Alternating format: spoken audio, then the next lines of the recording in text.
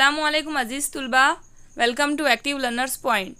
तो आज की इस वीडियो में हम कर रहे हैं स्टैंडर्ड 5th का इंग्लिश का पेपर सॉल्व। ये पेपर है ब्रिज कोर्स का फर्स्ट पर्चा है ये। इसके साथ हम करेंगे मैथ्स का और EVS 1 का पेपर सॉल्व। तो वीडियो में लास्ट तक बने रहिए, वीडियो पूरी देखिए, स्किप मत करिए। सिर्फ आंसर्स के लिए वीडियो मत देखिए, समझने की भी कोशिश कीजिए कि पेपर कैसे सॉल्व करना है और किस तरह से लिखना है। और अगर आप चैनल पर नए हैं तो प्लीज़ सब्सक्राइब कीजिए और बेल आइकन के ऑल बटन को दबा दीजिए। चलिए स्टार्ट करते हैं। फर्स्ट है question number 1, choose young ones of the given animals. आपको यहाँ पर गिवन एनिमल्स है दिए हुए हैं, उनके यंग वंस बताना। जैसे डॉग, डॉग के बेबी को कहते हैं पपी। टाइगर, टाइगर के बेबी को कहते हैं कब। टाइगर कब, इस तरह से। क्वेश्चन नंबर 2 है, your friend is angry with you, then what message will you say. अगर आपका दोस्त आपसे गुस्सा है तो आप उसे क्या बोलोगे। फर्स्ट है ए है thank you, best of luck, I am sorry, congratulations. तो आप उसको क्या बोलोगे, आई एम सॉरी। क्या बोलेंगे आप उसको, आई एम सॉरी। यहाँ देखिए बी है, आपको क्वेश्चन दिया हुआ, चूज इनकरेक्ट ऑप्शन। अब इसमें से जो इनकरेक्ट है उसको चूज करना है, टिक करना है। ए है वेकअप अर्लियर, सुबह में जल्दी उठो। डू एक्सरसाइज, एक्सरसाइज करो। स्लीप लेट एट नाइट, रात में देर से सो। ब्रश एवरीडे, रोज़ाना ब्रश करो। तो इसमें इनकरेक्ट सेंटेंस कौन सा है, स्लीप लेट एट नाइट। तो रात में हमें देर से नहीं सोना है, जल्द सो जाना है, तो ये इनकरेक्ट है। तो इसको ही हमें टिक करना है, this is incorrect sentence. Look at the pictures and complete the words. बहुत ही ईजी है, इन पिक्चर्स को देखना है और ये जो वर्ड है जो मिसिंग है वो राइट डाउन करना है। तो यहाँ देखिए क्वीन क्यू, तो यहाँ कौन सा लेटर आएगा, क्यू। तो ये लेटर क्यू है नंबर 2 पे, तो इसको टिक करेंगे हम। यहाँ है गोट गर्ल, तो यहाँ पर जी, ये लेटर को हम लिखेंगे। तो यहाँ पर है 3rd पे जी, इसको टिक करेंगे। उसके बाद है question number 4, choose appropriate punctuation marks. Punctuation marks लगाना है आपको। What a surprise, what a surprise एक एक्सक्लेमेटरी सेंटेंस है, तो एक्सक्लेमेटरी सेंटेंस के आगे एक्सक्लेमेशन मार्क्स लगेगा, तो ये वाला यहाँ पर हम टिक करेंगे। व्हाट आर यू डूइंग, यहाँ पर क्या पूछा जा रहा, सवाल पूछा जा रहा, क्वेश्चन मार्क यहाँ पर आएगा बी में। व्हाट आर यू डूइंग, ये क्या है, क्वेश्चन है, आप क्या कर रहे हो, तो यहाँ पर सवाल के आगे सवालिया निशान लगाया जाएगा। Find the unrelated words from the given words, यहाँ पर से जो अनरिलेटेड वर्ड्स है वो हटाना है या फाइंड आउट करना है। अब यहाँ देखिए बटरफ्लाई, बटरफ्लाई में BUT बट यहाँ आ गया, FLY फ्लाई यहाँ आ गया, बटर BUTTER बटर भी आ गया। लेकिन बैट हमने यहाँ पर देखा नहीं क्योंकि बटरफ्लाई में ए मौजूद नहीं है, तो ये जो है ये ही वर्ड जो है अनरिलेटेड है। सेकेंड है कैटरपिलर, कैटरपिलर में कैट है, फर्स्ट देखिए 3 लेटर्स, पिलर है लास्ट के 6 लेटर्स, और कैटरिंग है, क्या नहीं है, कैटरिंग नहीं है क्योंकि इसमें एन मौजूद नहीं है। और TAP टैप भी हम बना सकते, ये वर्ड भी हम बना सकते, लेकिन एन कैटरपिलर में मौजूद ही नहीं है, तो ये अनरिलेटेड वर्ड हो गया। हैंकरचीफ, हैंकरचीफ में फर्स्ट 4 लेटर देखिए आप, हैंड ये है, उसके बाद है चीफ, लास्ट के 5 लेटर देखिए चीफ।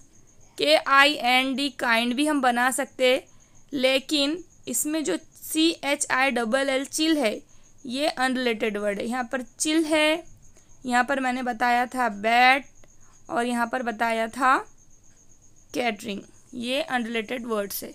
इनको सर्कल कीजिए या टिक कीजिए। तो बच्चों बहुत ही इजी पेपर है और बहुत मज़ेदार भी है करने में। तो चलिए देखते question number 6। Name the pictures to complete the following sentence. Munnu saw some strings of dash in the market. Munnu ने मार्केट में क्या देखा? What is this? This is the picture of flowers. Munnu saw some strings of flowers in the market. तो हम flowers को tick करेंगे। उसके बाद है question number 7। Choose the correct action word for the following picture. तो ये पिक्चर में क्या नज़र आ रहा है आपको? Singing, sleeping, flying, writing. The bird is flying, इसलिए हम फ्लाइंग को टिक करेंगे। उसके बाद है क्वेश्चन नंबर 7 का B. Malhar caught a fish dash fish. तो आपने ये लेसन 4th स्टैंडर्ड में पढ़ा था, बहुत इंटरेस्टिंग स्टोरी थी ये मल्हार की। तो मल्हार ने कौन सी फ़िश को पकड़ा था? Golden, greedy, kind, vice. तो यहाँ देखिए फ़िश कैसी है? गोल्डन, तो हम गोल्डन को टिक करेंगे। उसके बाद है question number 8। Which punctuation marks are use in this sentence. इन सेंटेंस में कौन सा, इस सेंटेंस में कौन सा पंक्चुएशन मार्क यूज़ होगा? तो हम पहले सेंटेंस क्या है वो पढ़ेंगे। Apple, mango, orange and guava are fruit. तो कौन कौन से पंक्चुएशन मार्क्स यूज़ हुए हैं? यहाँ पर देखिए Apple, mango, orange. Apple mango के बीच में कॉमा यूज़ हुआ और फिर उसके बाद लास्ट में फुल स्टॉप। तो कॉमा और फुल स्टॉप ये पंक्चुएशन मार्क्स यूज़ होंगे। ठीक है, तो इसको टिक करना है आपने 3rd को। तो उम्मीद करती हूँ आपको इंग्लिश का पेपर किस तरह से सॉल्व करना है समझ में आया होगा। अब हम देखेंगे मैथ्स का पेपर। ठीक है, अब हम सॉल्व करेंगे 5th स्टैंडर्ड का मैथ्स का पेपर, जो सेम इंग्लिश स्टूडेंट्स के लिए है। बहुत ही इजी पेपर है ये। सिर्फ आपको रीडिंग अच्छे से आनी चाहिए, आपको समझ में आना चाहिए कि क्वेश्चन क्या पूछा जा रहा, तो आप बहुत ही अच्छे तरीके से इसे सॉल्व कर सकते। यहाँ पर देखिए नोट है, ईच क्वेश्चन कैरीज 1 मार्क। हर क्वेश्चन के लिए आपको 1 मार्क है, इसलिए आपको पूरे क्वेश्चंस अटेम्प्ट करना है। फर्स्ट क्वेश्चन है, identify the object by which we get circle after tracing its outline. आपको उस ऑब्जेक्ट को आइडेंटिफाई करना है जिसको ट्रेस करने के बाद हमको सर्कल हासिल होगा। तो मैच बॉक्स, अगर हम मैच बॉक्स को अगर देखें और उसको हमने ट्रेस किया तो हमको क्या मिलेगा? रेक्टेंगल। और उसके बाद है कंपोज बॉक्स सी पर, उसको भी अगर हमने ट्रेस किया, आउटलाइन बनाया पेंसिल से कंपोज बॉक्स रखकर, तो भी हमें रेक्टेंगल ही मिलेगा। बुक को रखकर बनाया तो भी रेक्टेंगल मिलेगा। लेकिन अगर हमने 1 रुपी कॉइन को इस तरह से पेंसिल से आउटलाइन बनाया तो हमको क्या मिलेगा? Circle. So we will get circle. So what is the right answer is here? 1 rupee coin. तो यहाँ पर हम लिखेंगे बी, या लिख दो आप 1 रुपी कॉइन लिख दो यहाँ पर, B 1 rupees coin, 1 rupees coin, ऐसे लिख दो आंसर। सेकंड है, which part of the circle does the arrow show in the given figure. यहाँ पर ये जो फिगर है उसमें एरो क्या बता रहा है आपको? तो ये जो है यहाँ पर सेंटर है सर्कल का, और ये देखिए ये लाइन जो है ये सेंटर से होकर नहीं गुजर रही, तो इसको क्या बोलते हैं इंग्लिश में? इस फिगर को कहते हैं chord. This is chord, CHORD। ठीक है, यहाँ पर आपको लिखना है write the number in words. 8090 इस तरह से आपने लिखना है यहाँ पर। How many even numbers are there in given group. इन ग्रुप में इवन नंबर कौन से आपको बताना है। तो आपको पता है ऑड नंबर और इवन नंबर 2, 4, 6, 8, 10 ये है इवन नंबर। 3, 5, 7, 9 ये है ऑड नंबर। 10 और उसके बाद भी 12, 14, 16, 18, जहाँ तक नंबर्स ख़त्म नहीं होते इस तरह से जो नंबर्स है वो इवन है। 3, 5, 7, 9, 11, 13, 15, 17, 19, जहाँ तक गिनती ख़त्म नहीं होती ऐसे नंबर ऑड नंबर है। तो यहाँ इवन नंबर पूछा जा रहा आपको कि कितने नंबर्स है। तो यहाँ देखिए 11 ऑड नंबर है, 55 भी ऑड नंबर है, 33 भी ऑड नंबर है। ये याद रखिए कि इवन नंबर के यूनिट प्लेस पर 2, 4, 6, 8 या 0 में से कोई डिजिट होगा। अब यहाँ पे देखिए 12 ये इवन नंबर है, 8 भी एक इवन नंबर है, 21 के यूनिट प्लेस पे 1 है ये ऑड है, 74 भी एक इवन नंबर है, 55 के यूनिट प्लेस पे क्या है 5 है, 5 भी ऑड नंबर है। बस बहुत आसान है इवन नंबर और ऑड नंबर को पहचानना। तो यहाँ पर कितने नंबर हुए इवन, 3 नंबर्स हुए, तो हम लिखेंगे आंसर 3। फिफ्थ क्वेश्चन है digit and their places are given, make number from them 300, 9000, 9, 10,000। तो आपको इस तरह से बनाना है। यहाँ पर देखिए 300 तो यूनिट प्लेस पे 0 आएगा, टेंस के प्लेस पे भी 0 और 300 के प्लेस पे। उसके बाद है 9000 यूनिट 10, 100, अब 1000 के प्लेस पे यहाँ आ जाएगा 9 और 9, 10,000 और 10,000 के प्लेस पे फिर से क्या आ जाएगा 9, तो 99,300 इस तरह से आपको लिखना है यहाँ पर। ठीक है,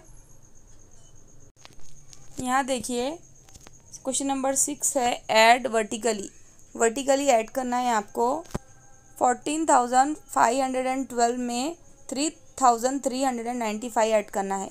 तो यहाँ पर देखिए जो फर्स्ट जो नंबर्स है तो उनको उनके प्लेस वैल्यू के हिसाब से पहले राइट डाउन कर लेना है। 2 यूनिट है तो यूनिट के प्लेस पे, 1 10 है तो 10 के प्लेस पे, 5 100 है तो 100 के प्लेस पे। इस तरह से पूरे नंबर्स लिख लीजिए आप। फिर उसके बाद 5 यूनिट है तो 5 यूनिट पे, 9 10 है तो 10 की प्लेस पे, 300 है तो 100 की प्लेस पे, ये वाला 3000 है तो 1000 की प्लेस पे।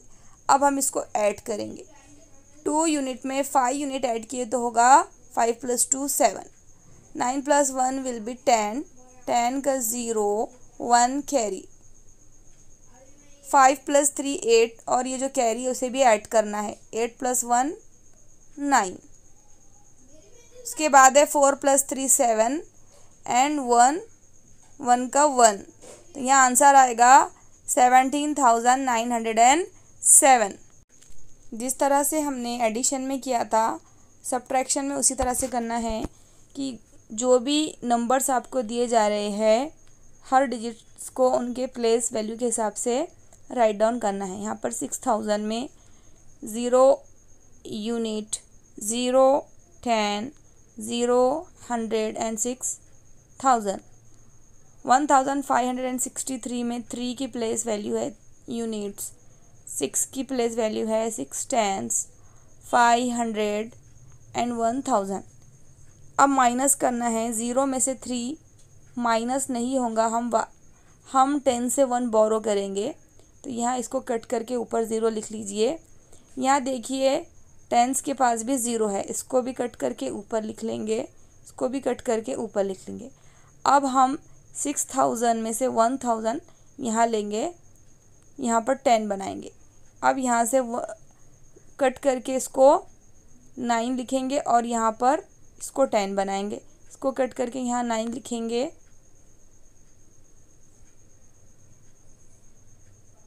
फिर सेम वही करेंगे। अब ये बन गया 9 और ये यूनिट बन जाएगा 10।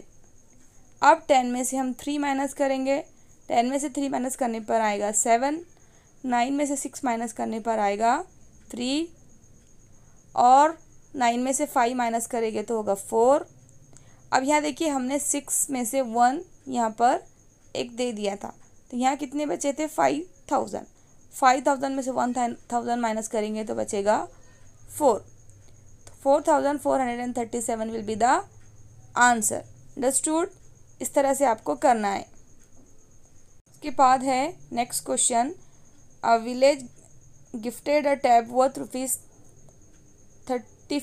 ₹35,680 rupees and a computer worth ₹44,150 rupees to a school. What is the total price of gifts? अब टोटल प्राइस आपसे पूछा जा रहा, तो इन दोनों नंबर्स को आप क्या करेंगे, ऐड कर देंगे।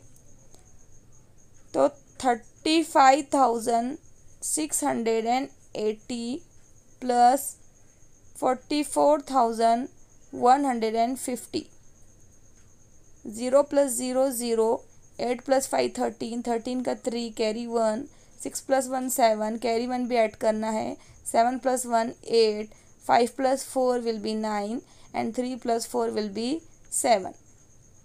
The answer is 79,830, यानी कि उन्होंने टोटल गिफ्ट के जो प्राइस है क्या है, 79,830 रुपीज़, इतने का उन्होंने स्कूल को गिफ्ट किया। कंप्यूटर और टैब की जो टोटल प्राइस है इतना है, ठीक है। अब यहाँ देखिए क्वेश्चन नंबर 9 है, there are 3,546 books of poem. Poem की 3,446 बुक्स है, 815 books of play and 5,364 books of stories in a library. और इतनी बुक्स स्टोरीज की है और इतनी बुक प्ले की है। Nita wrote total number of books on a board, what is the total number. अब आपको टोटल नंबर मालूम करना है, तो हम वही करेंगे। सबसे पहले लिखेंगे पोएम, जो पोएम की बुक्स है वो 3,546, उसके बाद प्ले की बुक है 815, उसके बाद स्टोरीज बुक है 5,300 सॉरी यहाँ पर देखिए प्लेस वैल्यू में मिस्टेक नहीं करना है, 5,364। अब हम करेंगे add 6 unit 5 unit and 4 unit को जब हम ऐड करेंगे तो आंसर आएगा 15। 15 के 5 कैरी 1, 4 + 1 एंड 6 को ऐड करके कैरी 1 भी मिलाना है, तो क्या आंसर होगा आप अपने मन में काउंट कीजिए। 12 के 2 कैरी 1, 5 + 8 + 3 एंड 1 विल बी 17। 17 के 7 कैरी 1, फिर है 3 + 5 8, उसमें कैरी 1 मिला देंगे तो होगा 9। तो टोटल बुक्स है 9,725। तो यहाँ पर आप अच्छे से छोटा छोटा लिखकर सॉल्व कीजिए। उसके बाद नेक्स्ट क्वेश्चन है, Sohail bought seeds worth ₹6,412 rupees and fertiliser worth ₹6,900 rupees या 6,900 rupees. How many more did he spend on fertiliser than seeds. अब देखिए सोहेल ने क्या ख़रीदा, बीन्स ख़रीदे 6,412 रुपीज़ में और फर्टिलाइज़र ख़रीदा 6,900 में, तो उसने कितने पैसे ज़्यादा दिया, फर्टिलाइज़र्स पे कितने पैसे ज़्यादा खर्च किया। तो अब आपको क्या करना है, माइनस करना है। तो हम 6,900 में से 6,412 माइनस कर देंगे। यहाँ देखिए 6,900 में से 6,412 माइनस करना है। 0 में से 2 माइनस नहीं होते तो हम इसको कट करके ऊपर लिखेंगे। अब टेंस जो है 0 टेंस वहाँ पे भी हम उसको कट करके ऊपर लिख देंगे और 900 में से 1 यहाँ पर ले लेंगे तो ये बन जाएगा 10 और ये 10 से अब हम इसको 1 दे देंगे तो ये बन जाएगा 10। 10 में से 2 माइनस करेंगे तो होगा 8। अब यहाँ से देखिए हमने यहाँ पर 1 दे दिया था तो यहाँ कितने लेफ़्ट ओवर थे, 9। 9 में से 1 माइनस करें तो यहाँ बचेगा 8 और ये जो 9 है यहाँ बचे थे 8 में से 4 माइनस करें तो होगा 4 और 6 में से 6 माइनस करें 0, तो आंसर क्या आएगा 488 इस तरह से।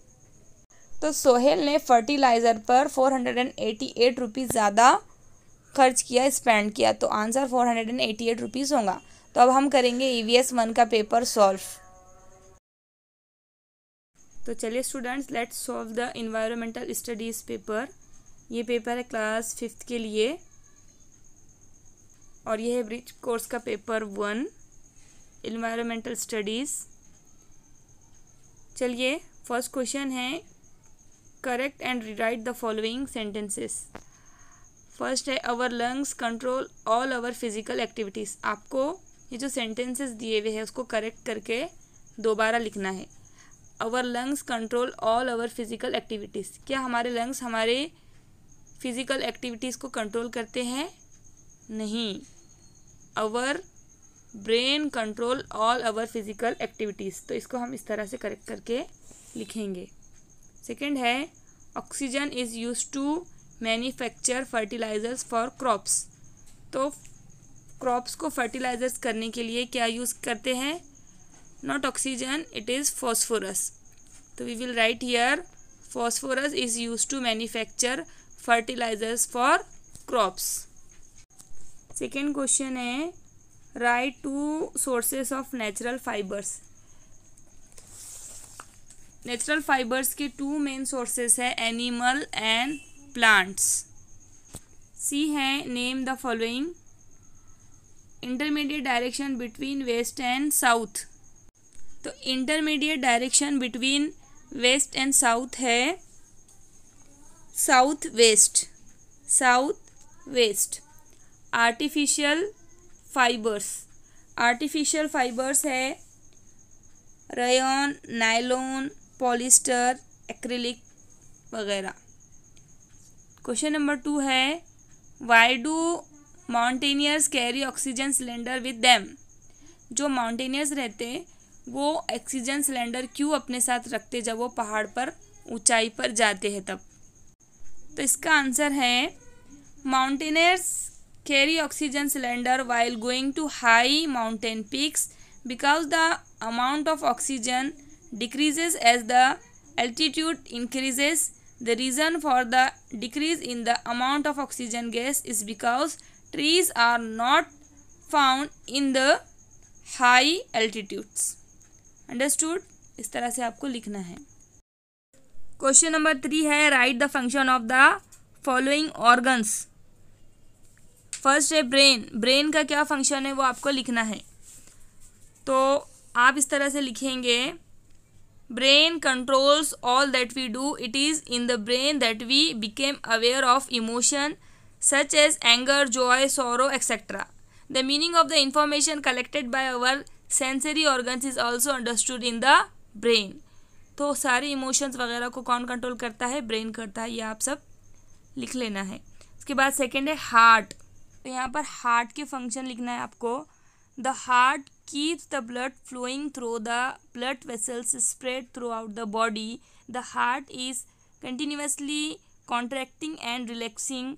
The contractions of the heart push the blood from the heart into the blood vessels. इस तरह से। क्वेश्चन नंबर 4 है what will be the home remedy if vomiting is caused due to indigestion. Question number 4 है what will be the home remedy if vomiting is caused due to indigestion. Indigestion की वजह से अगर vomiting हो रही है तो कौन सी होम रेमेडी आप करोगे? तो आंसर आप लिखेंगे if someone is vomiting as a result of fever और indigestion it is better not to insist on him or her having a meal. At most they should be given a cool lemon sharbat and something light like dahi bar to eat the next day. Next question है question number 5. The length of your school building is shown as 40 centimeter in a map. If scale is taken as 1 centimeter is equals to for 1 meter to draw a map, then what is the actual length of the school? अगर इस तरह से लिया जा रहा है school के map में, इस तरह से बताया जा रहा है कि 1 मीटर जो है इजिकल्स टू है 1 सेंटीमीटर के। तो अगर 40 सेंटीमीटर है तो आप कितना उसका एक्चुअल माप होगा, तो आप बता सकते कि वो होगा 40 centimetre equals to 4 metre. The length will be 4 metre. Understood. तो अगर आपको समझ में आया होगा, वीडियो अच्छी लगी होगी तो लाइक कीजिए, नए हैं चैनल पर तो सब्सक्राइब कीजिए और ज़्यादा से ज़्यादा अपने फ्रेंड्स को शेयर कीजिए ताकि वो भी इन वीडियो से फ़ायदा उठा सके। Thanks for watching.